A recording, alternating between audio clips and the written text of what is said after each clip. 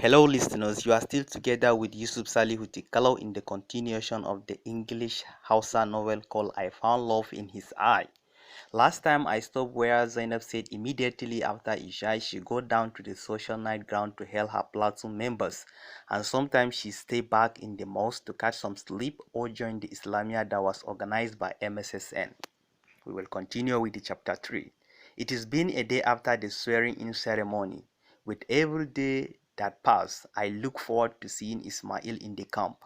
I waited this long for Ismail's phone call, and it is driving me crazy seeing that he made a fool out of me for keeping my number as his phone accessory.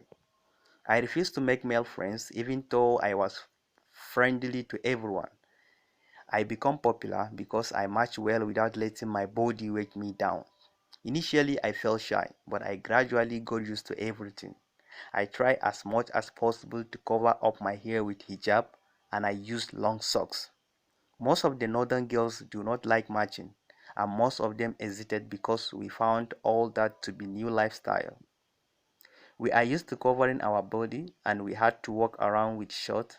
We walked softly and kind of found matching to be very difficult to adapt. It was not easy for all of us. But so many of our northern guys still gossip about who wears hijab in camp. Like seriously? Most of them do not know that hijab was allowed. Some bought a longer hijab only to be told we need short ones. Some of us were not given proper orientation of how the camp is. Some of us had no idea the size of the shirt they will be wearing. Some of us were never prepared for the camp or what may await us. It baffled me then seeing some guys judging girls in what seems none of our fault. If only they know the kind of deliberation and dilemma we go through just to be comfortable and carry out the normal activity that only lasts for few days. I went to social night after Isha and I heard a familiar voice calling my name. Most guys during the first few days of my stay addressed me as Hajia. I turned only for me to see handsome creatures smiling right in front of me. I pinched myself a little to be sure if I wasn't sleeping.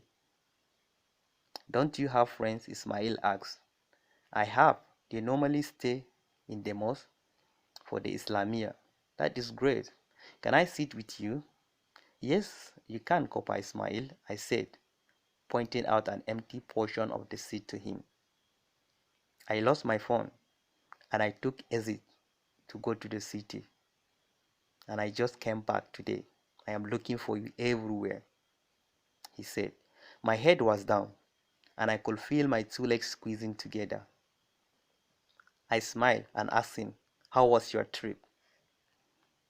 And he said, Zainab, I have two things I want to ask you if you don't mind. He said, looking at me so deeply. I swear I could feel every single reaction in my body, and his look served as catalyst to them. I am all ears, Ismail, I said. The first question needs advice. There is this my friend that love a lady in this camp. Do you think things may just work out between them? I burst into laugh. We just arrived camp and your friend is in love already?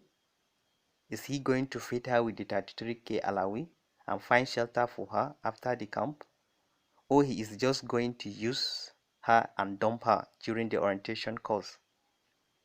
He was silent for a moment and he said, what if he has plans, Zainab? What if he will be able to cater for her? What if he find comfort in her and wanted to build up his family with her? Growth is little by little. The problem with you girls is that you all love ready-made. You downgrade us, forgetting that Allah is who enrich his servant.